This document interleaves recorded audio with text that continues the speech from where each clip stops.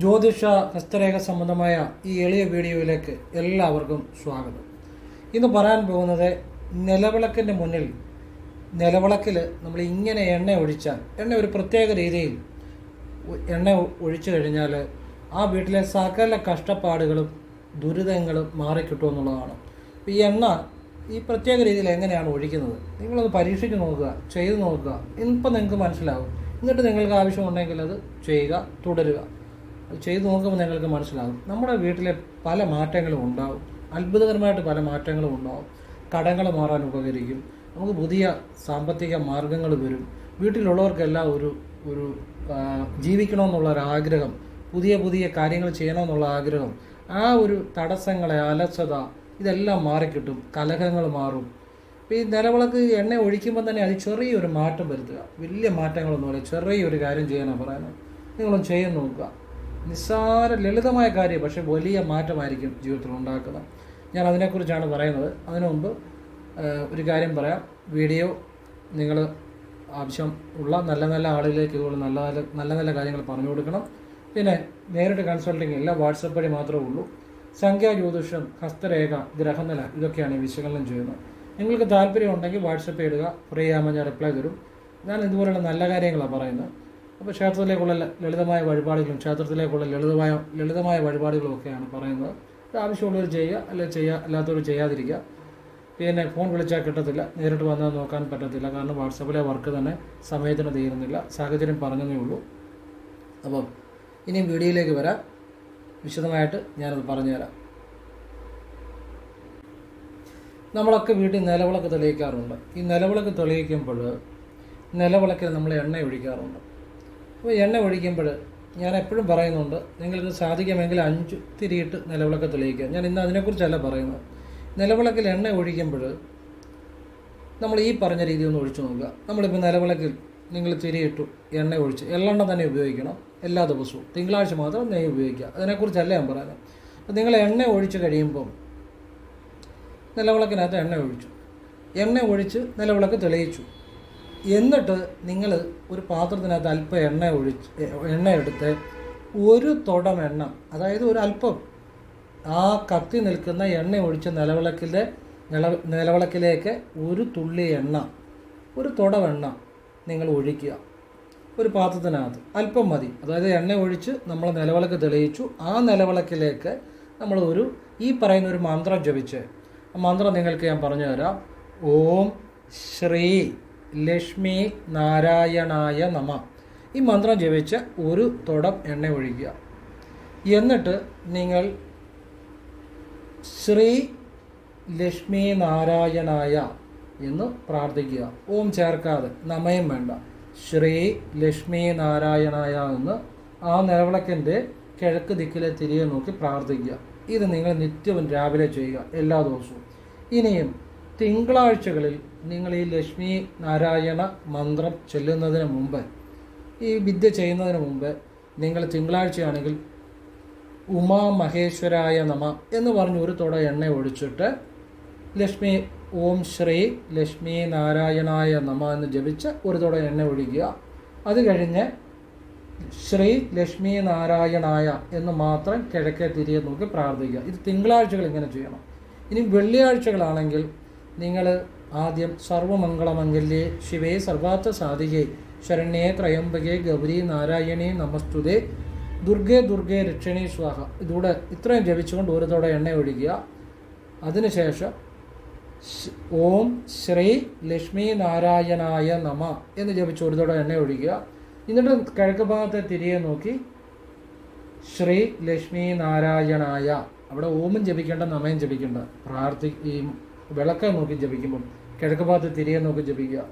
അപ്പോൾ ഇത് തിങ്കളാഴ്ച ചെയ്യേണ്ടത് ആ രീതിയിൽ ചെയ്യണം, വെള്ളിയാഴ്ച ചെയ്യേണ്ടത് ആ രീതിയിൽ ചെയ്യണം. ബാക്കി ദിവസങ്ങളെല്ലാം ലക്ഷ്മി നാരായണായ, ഓം ശ്രീ ലക്ഷ്മി നാരായണായ നമ എന്ന മന്ത്രം മാത്രം ജപിച്ചാൽ മതി. നിങ്ങളത് ചെയ്ത് നോക്കുക. എല്ലാ ദിവസവും തിങ്കൾ ദിവസം വെള്ളി ഒഴിച്ച്, തിങ്കളും വെള്ളിയും തിങ്കളാഴ്ച ഉമാമഹേശ്വര എന്നും കൂടെ വിളിക്കണം. വെള്ളിയാഴ്ച സർവമംഗളമംഗല്യേ ജപിച്ചു ദുർഗേ രക്ഷണീ സ്വാഹായും കൂടെ ജപിച്ചിട്ട് വേണം ഓം ശ്രീ ലക്ഷ്മി നാരായണായ നമ എന്ന് മന്ത്രം ഒഴിക്കണം. വിളക്കെ നോക്കി എല്ലാ ദിവസവും പ്രാർത്ഥിക്കുമ്പോഴും വിളക്കെ നോക്കി പ്രാർത്ഥിക്കുമ്പോൾ ഓം വേണ്ട, നമ വേണ്ട, ശ്രീ ലക്ഷ്മി നാരായണായ എന്ന് കിഴക്ക് ഭാഗത്ത് തിരികെ നോക്കി പ്രാർത്ഥിക്കണം. ഇപ്പം തിങ്കളും വെള്ളി ഒഴിച്ചു ബാക്കി എല്ലാ ദിവസങ്ങളും ഓം ശ്രീ ലക്ഷ്മി നാരായണായ നമ എന്ന് ഒരു തുടം അല്പ എണ്ണ, കത്തി നിൽക്കുന്ന എണ്ണ ഒഴിച്ച് വിളക്കിലേക്ക് അല്പം ഒഴിക്കുക. ഒരു തുട എണ്ണ ഒഴിച്ച് ശേഷം നിലവിളക്കിൻ്റെ കിഴക്ക് ഭാഗത്ത് തിരികെ നോക്കി ശ്രീ ലക്ഷ്മി നാരായണായ എന്ന് പ്രാർത്ഥിച്ചാൽ മതി. അപ്പോൾ ഇത് വളരെ വ്യക്തമായി. അപ്പോൾ ഇതിൻ്റെ അകത്ത് ചില കാര്യങ്ങളുണ്ട്. കാരണം എന്താണെന്ന് ചോദിച്ചു കഴിഞ്ഞാൽ ജീവിതത്തിലെല്ലാം ബാലൻസിങ്. ഇപ്പം ചൂട് തണുപ്പ്, രാത്രി പകൽ, സ്ത്രീ പുരുഷൻ, ഉയർച്ച താഴ്ച, എല്ലാം ബാലൻസിങ്. അതുപോലെ തന്നെയാണ് നമ്മൾ ആ വിളക്കിൻ്റെ മുന്നിൽ നിന്നും ലക്ഷ്മിയെയും നാരായണനെയും, അപ്പം ദേവിയുമായി ദേവനുമായി ഈ രണ്ടു പേരുടെയും പേര് ചേർത്ത മന്ത്രം കൊണ്ട് ഒരു തുട എണ്ണ, കത്തി നിൽക്കുന്ന എണ്ണയുള്ള വിളക്കിലേക്ക് തന്നെ നമ്മൾ വീണ്ടും ഒഴിക്കുക. അത് ആ ഒരു നാരായണൻ്റെയും ലക്ഷ്മിയുടെയും അനുഗ്രഹം ആ കുടുംബത്തിലേക്ക് വരാൻ വേണ്ടി ഉപകരിക്കും. ചെറിയൊരു കാര്യം നിങ്ങൾ ചെയ്തു നോക്കുക, അപ്പോൾ നിങ്ങൾക്ക് മനസ്സിലാവും. ഇത് നിങ്ങൾ ചെയ്ത് നോക്കിക്കഴിയുമ്പോൾ ആ വീട്ടിൽ വരുന്ന മാറ്റങ്ങൾ നിങ്ങൾ തന്നെ ശ്രദ്ധിക്കുക. അത്ഭുതകരമായിട്ട് പല മാറ്റങ്ങളും വരും.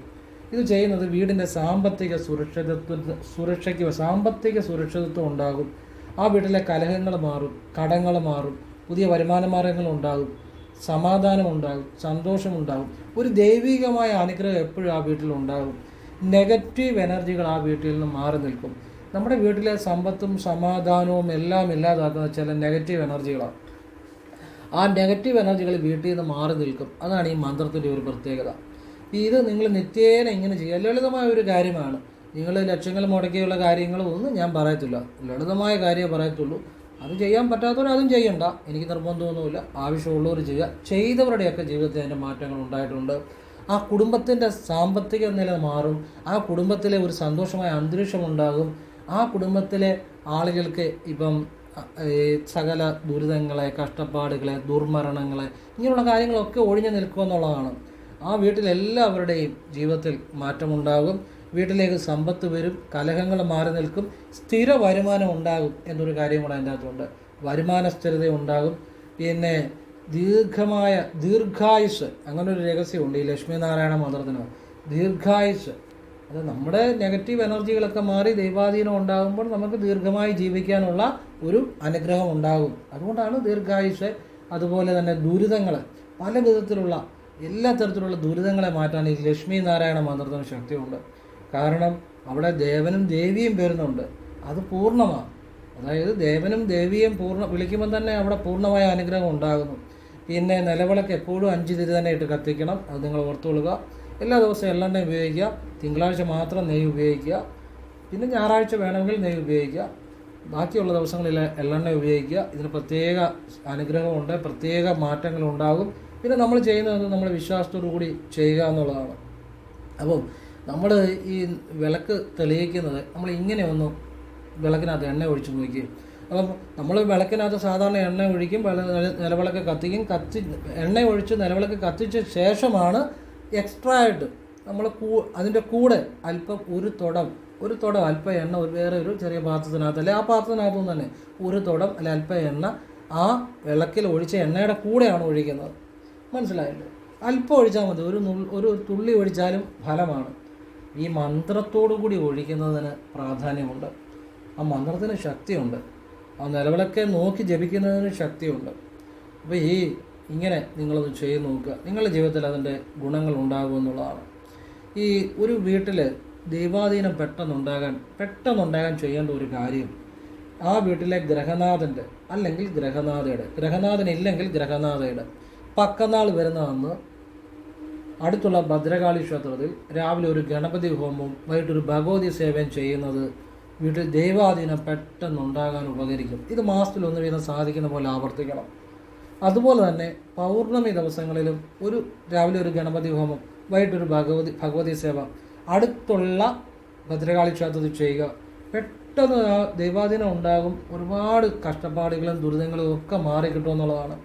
ക്ഷേത്രത്തിൽ ചെയ്യേണ്ട 50 രൂപയോ, അത് വളരെ തുച്ഛമായ ഇതേ ആകത്തുള്ളൂ. ഗണപതി ഹോമത്തിനും ഭഗവതി സേവയ്ക്കൊന്നും വലിയ പൈസയൊന്നും ആകത്തുമില്ല. ക്ഷേത്രത്തിൽ ചെയ്ത ഫലവുമാണ് കേട്ടോ. പിന്നെ ഇനി വീട്ടിലൊരാൾക്കൊരു പുതിയ ജോലി അല്ലെങ്കിൽ ഗൾഫിൽ പോവുകയാണ്, പുതിയൊരു ഉയർച്ച മാറ്റം വേണമെങ്കിൽ അവരുടെ പക്കനാളിനും പിന്നെ അടുത്തുള്ള ഭദ്രകാളി ക്ഷേത്രത്തിൽ രാവിലെ ഒരു ഗണപതി ഹോമം, വൈകിട്ട് ഭഗവതി സേവയും ചെയ്യാം. ഈ ഭഗവതി സേവയുടെ ഒരു കാര്യം എന്നാന്ന് ചോദിച്ചു കഴിഞ്ഞാൽ ദുരിതങ്ങൾ മാറ്റുക എന്നുള്ളതാണ്. ദൈവാധീനം പെട്ടെന്ന് ഉണ്ടാകാൻ ഏറ്റവും നല്ലതാണ് ഭഗവതി സേവ. അതുപോലെ തന്നെ നിങ്ങളുടെ കുടുംബത്തിലെ എല്ലാത്തരം പ്രതിസന്ധികളെ മാറ്റാനും ഭഗവതി സേവ അത്യുത്തമമാണ്. ഭഗവതി സേവയ്ക്ക് അപാരമായ ശക്തിയുണ്ട് കേട്ടോ. അത് നിങ്ങൾ ചെയ്ത് അനുഭവിച്ച് നിങ്ങൾ മനസ്സിലാക്കുക. കാരണം ഭഗവതി സേവ എന്ന് പറഞ്ഞാൽ ഏത് ഒരു പെട്ടെന്ന് ദൈവാധീനം കൊണ്ടുവരാൻ വേണ്ടി ഏറ്റവും നല്ലതാണ് ഭഗവതി സേവ. പിന്നെ അതോടൊപ്പം നിങ്ങൾ രാവിലെ ഏതായാലും നമ്മൾ കുളിക്കുമല്ലോ, കുളിക്കുമ്പോൾ കുളിമുറി എന്ന വസ്ത്രം ഉടുത്തുകൊണ്ട് തന്നെ വടക്കോട്ട് തിരിഞ്ഞു നിന്ന് ഗുരുചരണം ശരണം ഈശ്വരനെ ഗുരുവായി സങ്കല്പിച്ച് ഗുരുവേ എൻ്റെ, അതായത് പ്രപഞ്ച ഗുരുവേ എന്ന് പറയണം. എൻ്റെ ജീവിതത്തിൽ കടന്നു വരണേ, എൻ്റെ ജീവിതം മാറ്റണമേ, കോടി നന്ദി മഹത്വം എന്ന് പറയുക. ദുർഗേ രക്ഷണേ സ്വാഹ എന്ന് ജപിക്കുക. ഇങ്ങനെ കുളി കഴിഞ്ഞ് തല തോർത്തി കഴിഞ്ഞു വസ്ത്രം ഉടുത്തുകൊണ്ട് കുളിമുറി എന്ന് വടക്കോട്ട് തിരിഞ്ഞെന്ന് നിത്യേന ജപിച്ചാൽ അത്ഭുതകരമായ ഒരുപാട് കാര്യങ്ങൾ നിങ്ങളുടെ ജീവിതത്തിൽ നടക്കും. ഈ വടക്കോട്ട് തിരിഞ്ഞെന്ന് മന്ത്രം ജപിച്ചു കഴിഞ്ഞാൽ അല്ലെങ്കിൽ ഗുരുവിനെ വിളിച്ചു കഴിഞ്ഞാൽ നമ്മളെ ഗുരു വഴി കാട്ടും. മാത്രമല്ല നമ്മളുടെ കർമ്മദോഷങ്ങളെ മാറ്റിത്തരാൻ ഗുരുവിന് ശക്തിയുണ്ട്. മാത്രമല്ല നമ്മളുടെ താപത്രയങ്ങൾ, നമ്മളുടെ പാപങ്ങളൊക്കെ പെട്ടെന്ന് മാറിക്കിട്ടും എന്നുള്ളതാണ്. അപ്പോൾ ഈ ചില കാര്യങ്ങൾ ചില രീതി ചെയ്യുമ്പോഴാണ് മാറ്റം ഉണ്ടാകുന്നത്. എല്ലാ കാര്യങ്ങളും ചെയ്താൽ മാറ്റം ഉണ്ടാകണമെന്നില്ല, ഓരോന്നിനും ഓരോ രീതിയുണ്ട്. ഇതും കൂടി നിങ്ങൾ രാവിലെ കുളി കഴിഞ്ഞ് ചെയ്യുക, നിങ്ങളുടെ ജീവിതത്തിൽ അത്ഭുതകരമായ മാറ്റങ്ങൾ ഉണ്ടാകും. പിന്നെ നിലവിളക്ക് തെളിയിച്ചു കഴിഞ്ഞ് അല്പം ചാണകവെള്ളം, ഒരു ഉണക്കച്ചാണകം ആണെങ്കിലും പച്ചച്ചാണകം ആണെങ്കിലും, പച്ചച്ചാണകം അല്ലെങ്കിൽ ഉണക്കച്ചാണകം ആണെങ്കിലും വെള്ളം ചാലിച്ച് സർവമംഗളമംഗല്യ ജപിച്ച് ഓം കൃഷ്ണായ നമഃ ജപിച്ച് രാവിലെ വൈകിട്ടും തളിക്കുന്നത് നല്ലതാണ്. അപ്പം ചിലർ വിചാരിക്കും ഇപ്പം ചാണകം തളിച്ചാൽ എന്നാ മാറ്റം വരാൻ പോകുന്നത്. തളിച്ചു നോക്കുക, ഒരു മാസം ചെയ്യുക, എന്നിട്ട് വീട്ടിൽ മാറ്റം ഉണ്ടോ എന്ന് നോക്കുക. എന്നിട്ട് ഉണ്ടെങ്കിൽ നിങ്ങളത് തുടർന്നാൽ മതി, ഇല്ലേ വേണ്ട വിട്ടുതരാം. ചെയ്തവർക്കൊക്കെ അതിൻ്റെ ഗുണമുണ്ട്. അതുപോലെ തന്നെ നിലവിളക്ക് തെളിയിക്കുമ്പോൾ നമ്മൾ ഏറ്റവും ശ്രദ്ധിക്കണം, 2 നേരം കഴിയുമെങ്കിൽ 2 നേരവും നിലവിളക്ക് തെളിയിക്കണം. കാരണം ഈ നിലവിളക്ക് തെളിയിക്കുന്നിടത്ത് ആ ഒരു ദൈവാധീനം എപ്പോഴും ഉണ്ടാകും. അവിടെ നമ്മുടെ പ്രാർത്ഥനകളുണ്ടാകണം. ഈ പല വീടുകളിലും സന്ധ്യാനാമജപം അല്ലെങ്കിൽ നാമജപം ഇല്ലാത്ത പല വീടുകളിലുമാണ് പല സാമ്പത്തിക തട്ടിപ്പുകളിലും പല ആപത്തുകളിലും അങ്ങോട്ട് പോയി പലരും ചാടുന്ന ചില രീതികൾ കാണുന്നുണ്ട്. പലയിടത്തും ഈ പ്രാർത്ഥനയോ നിലവിളക്ക് തെളിയിക്കുന്നതോ ഒന്നും സന്ധ്യാനാമജപമോ രാവിലെയുള്ള പ്രാർത്ഥനയോ ഒന്നും ഇല്ലാത്ത സ്ഥലങ്ങളിലാണ് പല വീടുകളിലും പലരും പല ആപത്തുകളിലും അങ്ങോട്ട് പോയി ചാടുന്നതായിട്ട് ഞാൻ കണ്ടിട്ടുണ്ട്. ഇപ്പോൾ ദൈവാധീനം എന്ന് പറഞ്ഞാൽ വലിയൊരു ഘടകമാണ്. ദൈവാധീനം ഉണ്ടെങ്കിൽ നമുക്കൊരു പരിധി വരെ നമ്മൾ ഈ പല പ്രശ്നങ്ങളിലും ചെന്ന് ചാടത്തില്ല എന്നുള്ളതാണ്. അത് മനസ്സിലാകണമെങ്കിൽ ദൈവാധീനം ഉണ്ടാകുമ്പോഴേ അത് മനസ്സിലാകത്തുള്ളൂ, അല്ലാതെ മനസ്സിലാകത്തില്ല. ദൈവാധീനം ഉണ്ടാകണമെന്നുണ്ടെങ്കിൽ അതിനുള്ള കാര്യങ്ങൾ ചെയ്യണം. അങ്ങനെ കാര്യങ്ങൾ ക്ഷമയോടെ ആവർത്തിക്കുമ്പോഴേ അത് മനസ്സിലാകത്തുള്ളൂ. ഇത് നമ്മൾ രാവിലെയും വൈകിട്ടും കഴിവതും നിലവിളക്ക് തെളിയിക്കണം വീട്ടിൽ. അതിന് പ്രത്യേക ശക്തിയുണ്ട്. നിലവിളക്കിൻ്റെ മുന്നിൽ കർപ്പൂരം തൊട്ട് പ്രാർത്ഥിക്കണം, അതിനും പ്രത്യേക ശക്തിയുണ്ട്. കർപ്പൂരം ഒഴിയൊന്നും വേണ്ട, പറയാൻ മനസ്സിലായില്ല. കർപ്പൂരം തൊട്ട് പ്രാർത്ഥിക്കുക. പിന്നെ ഏതെങ്കിലും ഫോട്ടോയ്ക്ക് നിങ്ങൾ കർപ്പൂരം കാണിക്കുന്നുണ്ടെങ്കിൽ കർപ്പൂരം കാണിച്ച് പ്രാർത്ഥിച്ചാൽ മതി, ഒഴിയൊന്നും വേണ്ട കേട്ടോ. എൻ്റെ ഒരു അഭിപ്രായം പറഞ്ഞതാണ്, എനിക്ക് ശരിയെന്ന് തോന്നിയ കാര്യമാണ് പറഞ്ഞാൽ, നിങ്ങൾക്ക് ഇഷ്ടമുള്ളത് നിങ്ങൾക്ക് ചെയ്യാം. എനിക്ക് ശരിയെന്ന് തോന്നിയ കാര്യമാണ് പറഞ്ഞാൽ കർപ്പൂരം കാണിച്ച് പ്രാർത്ഥിച്ചാൽ മതി. അതുപോലെ തന്നെ ഞാൻ എപ്പോഴും പറയാറുണ്ട്, നിങ്ങളുടെ വീട്ടിൽ അത് എവിടെ ആയിക്കോട്ടെ, ഒരു വീടായിക്കോട്ടെ കടയായിക്കോട്ടെ, അയ്യപ്പൻ്റെ 18-ാം പടിയുള്ളൊരു ഫോട്ടോ വയ്ക്കണം. അതിന് കർപ്പൂരം രാവിലെയും വൈകിട്ടും കർപ്പൂരം കത്തിച്ച് തട്ടത്തിൽ കാണിച്ച് പ്രാർത്ഥിക്കണം, ഒഴിയൊന്നും വേണ്ട. ആ കുടുംബം രക്ഷപ്പെട്ടിരിക്കും, ആ ബിസിനസ് സ്ഥാപനം രക്ഷപ്പെട്ടിരിക്കും, സംശയം വേണ്ട, ഉറപ്പാണ്. ഒരുപാട് ആളുകൾ ഞാൻ പറഞ്ഞു ചെയ്തവർക്കൊക്കെ അതിൻ്റെ ഗുണങ്ങൾ ഉണ്ടായിട്ടുണ്ട്. അതിശയമായ കാര്യമാണ്. പിന്നെ നിലവിളക്ക് തെളിയിക്കുമ്പോഴെപ്പോഴും നിലവിളക്കിൻ്റെ മുന്നിൽ നിന്ന് നമ്മൾ മന്ത്രങ്ങൾ ജപിക്കണം. ആ മന്ത്രങ്ങളിലൂടെ പ്രാർത്ഥനകൾ ഉണ്ടാകുമ്പോഴാണ് അവിടെ പ്രത്യേക ഒരു അനുഗ്രഹം ഉണ്ടാകുന്നത്.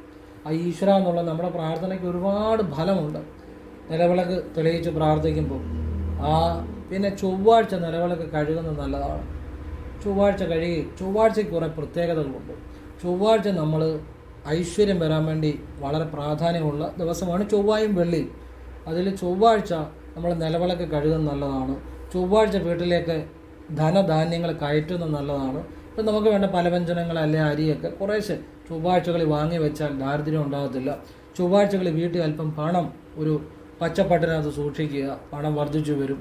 പിന്നെ ചൊവ്വാഴ്ചകളിൽ നമ്മൾ ആ ചൊവ്വായും വെള്ളിയും ദേവീക്ഷേത്ര ദർശനം നടത്തുകയും ഒരു ഭാഗ്യസൂക്ത പുഷ്പാഞ്ജലി പോലും ചെയ്താലും ആ വീട്ടിലേക്ക് ഐശ്വര്യം കടന്നു വരും. ഇങ്ങനെ ചൊവ്വാഴ്ചകൾക്ക് കുറേ പ്രാധാന്യമുണ്ട്.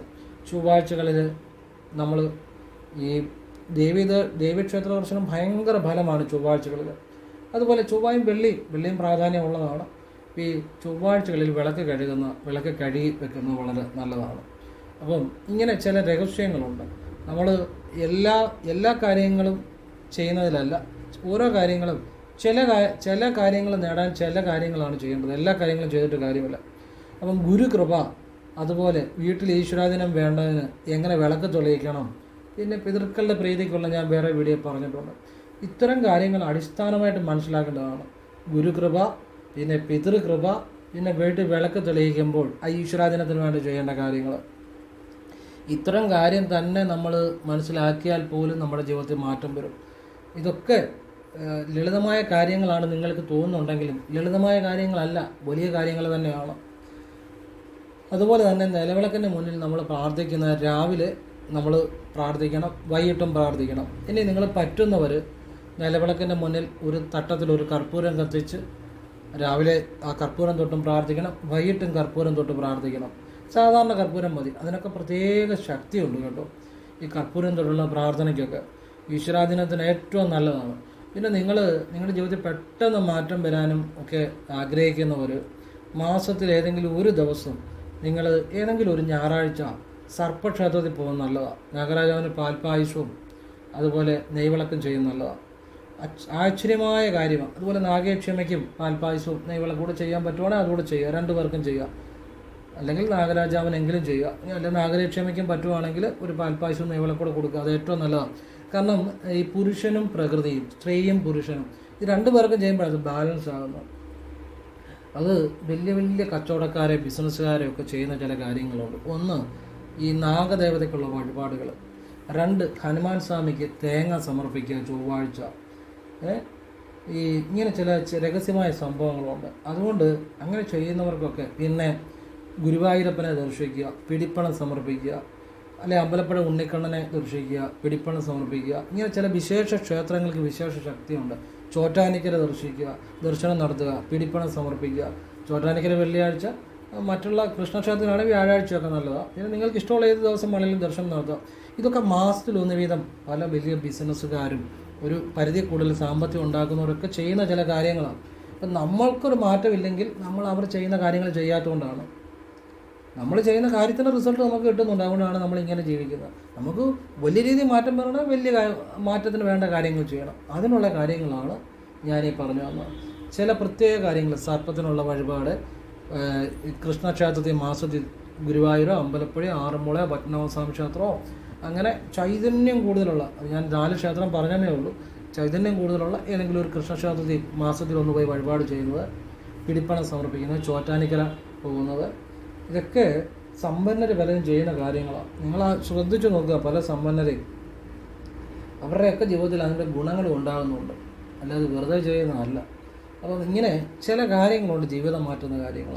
അതറിയുമ്പോഴും അത് ചെയ്യുമ്പോഴുമാണ് നമ്മുടെ ജീവിതത്തിൽ മാറ്റം ഉണ്ടാകുന്നത്. എല്ലാവരും ഈശ്വരൻ അനുഗ്രഹിക്കട്ടെ. ഓം കൃഷ്ണായ നമഃ. ശിവോഹം. ശിവ ശിവ.